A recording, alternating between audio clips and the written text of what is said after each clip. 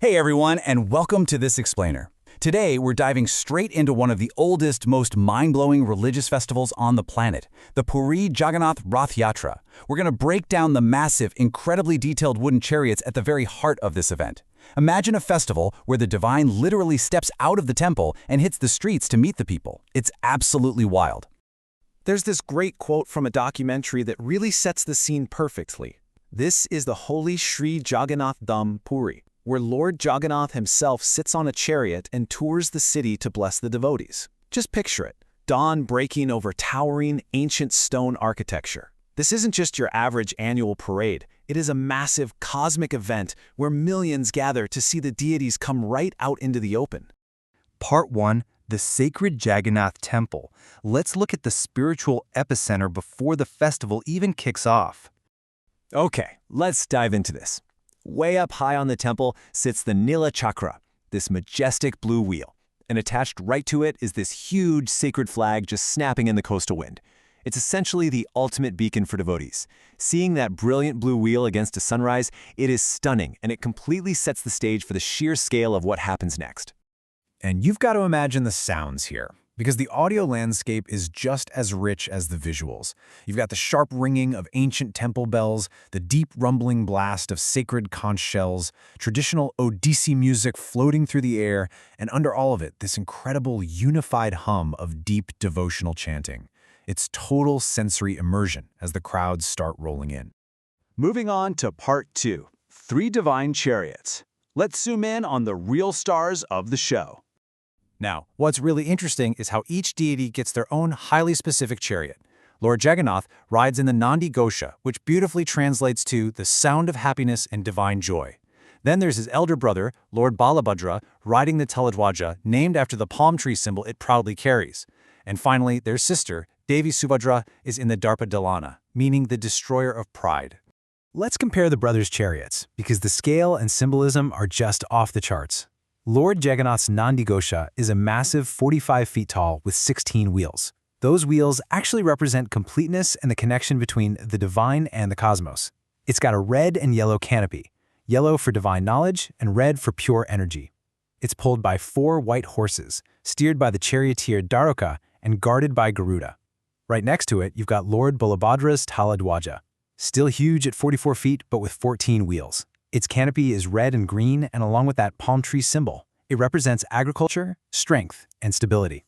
This one has 4 black horses, is steered by Matali, and is guarded by Vasudeva.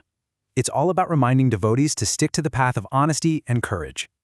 And we absolutely can't forget Devi Subhadra's chariot, the Darpa Dalana or Deva Dalana. It stands at 43 feet on 12 wheels. You can spot it instantly by its striking red and black canopy and the 4 red horses pulling it. Steered by the famous charioteer Arjuna and guarded by Jai Durga, Subhadra herself represents compassion, motherly love, and divine feminine power. Just like the name says, her whole journey is a masterclass in humility, teaching us to strip away our ego and pride. Part 3, Crafting the Sacred Wood. Let's look at how these massive structures actually get built. Because building these is an exact sacred science. It all kicks off every year on the auspicious day of Akshaya Tritiya, and it's handled by the Maharana craftsmen, traditional, hereditary carpenters whose families have literally been doing this for generations. They don't just run to a lumberyard, right? They select very specific, sacred woods like Fasi, Dalsa, and Asana, and then hand-carve incredibly intricate designs right into the timber. The whole construction process is remarkably precise. It starts with selecting that sacred wood, cutting and prepping the massive logs, and then doing the complex engineering of making those huge wheels and structures completely from scratch. No modern heavy machinery here. Once the frame is up, they deck it out with vibrant, colorful cloth and painted designs. Finally, they install the flags, the carved wooden horses, and the guardian figures. And get this, thousands of devotees pitch in on this divine collective project. Let's move to and see how this builds up, because before these chariots even roll an inch, there's a very specific timeline of rituals. First up is the Snona Yatra, where the deities get this grand ceremonial bath using exactly 108 pots of water. After that, they actually take a break. It's called the Anavasara period, where they rest in private away from public view. The anticipation just builds and builds until the Pahandi ceremony.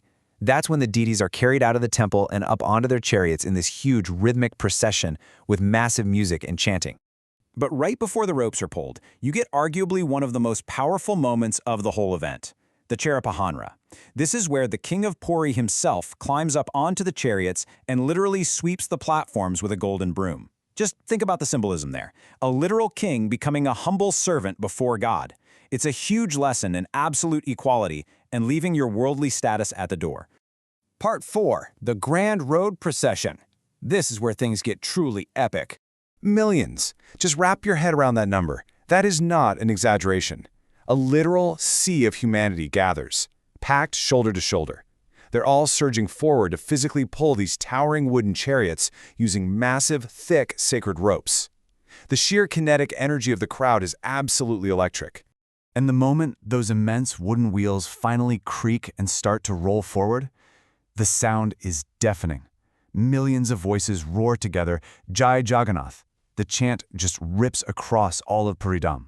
The force of all that devotion, mixed with the deep rumbling of the chariot wheels on the road, it's an atmosphere that's genuinely hard to fully comprehend until you experience it. So, the logistics of the journey look like this. It's about a 3-kilometer stretch. They start at the Sri Jagannath temple and make their way slowly down the Grand Road, the Bodhidanda, until they hit the Gundicha temple. The deities hang out there for several days before the Bahuda Yatra, which is the return journey. The whole thing represents this beautiful idea, the Lord coming out to bless everyone directly, with zero barriers of caste, creed, or status. The divine just meeting the people right where they are. Which brings us to Part 5, a universal divine blessing. So the crucial point here is that this isn't just a giant spectacular parade. It is a massive physical metaphor for devotion. Check this out. The temple represents the human heart. The chariot itself, that's the human body.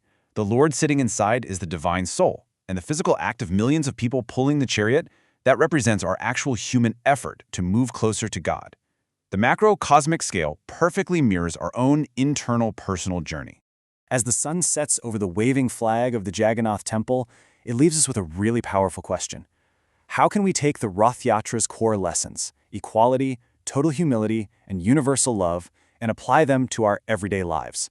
Because whether you're a king holding a golden broom, or just one face in a crowd of millions pulling a rope, we're all on the exact same journey.